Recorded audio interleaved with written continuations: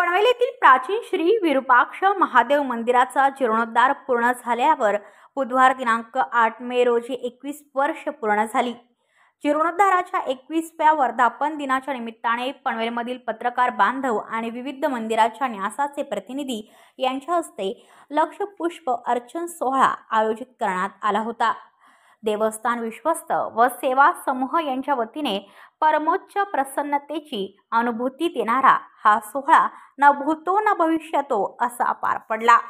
सकाळी मान्यवरांच्या हस्ते श्री शंभू महादेवाच्या पिंडीवर अभिषेक संपन्न झाला। त्यानंतर विधिवत पूजा करण्यात आली। यानंतर गाभाऱ्यामध्ये 12 विविध प्रकारची पुष्पे अर्पण करून लक्ष पुष्प अर्चन सोहळा पार पडला। श्री विरूपाक्ष महादेव मंदिरामध्ये प्रसाद कर्वे गुरुजी यांच्या मार्गदर्शनाखाली नित्यनेमाने उपासना करणाऱ्यांनी एकत्र येत सेवा समूह स्थापन केला आहे।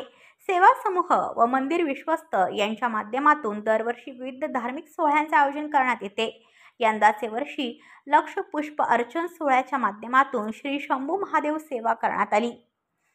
ब्युरो रिपोर्ट पनवेल वार्ता न्यूज।